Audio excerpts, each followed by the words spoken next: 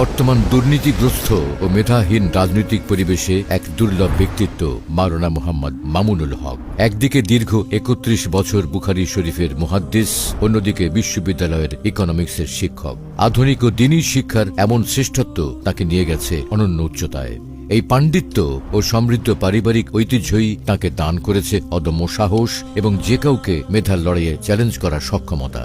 জ্ঞান, রাজনৈতিক দক্ষতা ও আপোষহীন চারিত্রিক দৃঢ়তাই তাকে করে তুলেছে শোষকের আতঙ্ক এবং ইনসাফকামী মানুষের প্রিয় নেতা। মুসলিম প্রধান এই বাংলাদেশে মেধা, যোগ্যতা ও সততার সমন্বয়ে তিনি এক অপ্রতিরোধ্য আদর্শিক নাম। So let me take you back to 1973, যেখানে ঢাকায় এক অনন্য ইলমি ও বিপ্লবী ঐতিহ্যে জন্ম নেন মাওলানা মুহাম্মদ মামুনুল হক।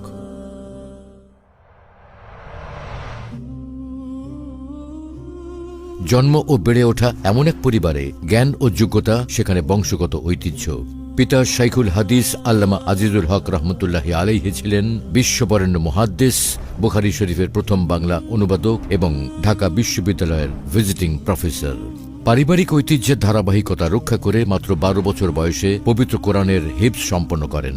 এরপর ৭ মসজিদ সংলগ্ন জামিয়া রহমানিয়া থেকে বেফাক বোর্ডের অধীনে সারা বাংলাদেশে উচ্চ মাধ্যমিকে প্রথম, স্নাতকে তৃতীয় এবং ১৯৯৬ সালে দাওরায়ে হাদিসে সম্মিলিত মেধা তালিকায় প্রথম স্থান অধিকার করেন। তার শিক্ষার যাত্রা শুধু মাদ্রাসাতেই থেমে থাকেননি।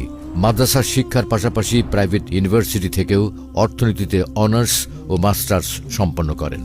আন্তর্জাতিক উচ্চ শিক্ষায় প্রায়োগিক আধুনিক অর্থনীতির পাঠ গ্রহণ করেছেন বিশ্ববিখ্যাত অর্থনীতিবিদ মুফতি তাকি উসমানীর কাছ থেকে। লেখাপড়ার পাঠ চুকিয়ে কর্মজীবনেও রেখেছেন বহুমুখী দক্ষতার প্রমাণ। একদিকে দীর্ঘ ৩১ বছর জামিয়া রহমানিয়া আরাবিয়া সহ বিভিন্ন প্রতিষ্ঠানে হাদিসের সর্বোচ্চ কিতাব বুখারী শরীফের অধ্যাপনা করেছেন, অন্যদিকে প্রাইভেট ইউনিভার্সিটিতেও অধ্যাপনা করেছেন দীর্ঘদিন। সম্পাদনা করেছেন ম্যাগাজিন, রচনা করেছেন বহু গ্রন্থ, প্রতিষ্ঠা করেছেন কিছু ব্যতিক্রমধর্মী শিক্ষা ও সেবামূলক প্রতিষ্ঠান। মাওলানা মামুনুল হকের জীবন কেবল আরামদায়ক লাইব্রেরিতে কাটেনি। তার জীবন গড়ে উঠেছে গণমানুষের সাথে কাঁধ মিলিয়ে রাজপথের মিছিলে আর জালিমের কারাগারে। রাজনীতির হাতে খড়ি হয় বাবার হাতে। ১৯৯২ সালের বাবরি মসজিদ লং মার্চ, ২০০১-এর ফতোয়া বিরোধী আন্দোলন, ২০১৩-এর হেফাজতে ইসলামের আন্দোলন, ২০২১-এর মোদি বিরোধী আন্দোলন এবং ২০২৪-এর ছাত্র জনতার বিপ্লব, সব জায়গাতেই ছিল তার অকুতোভয়, সাহসী সাংগঠনিক ও নীতি নির্ধারণী ভূমিকা।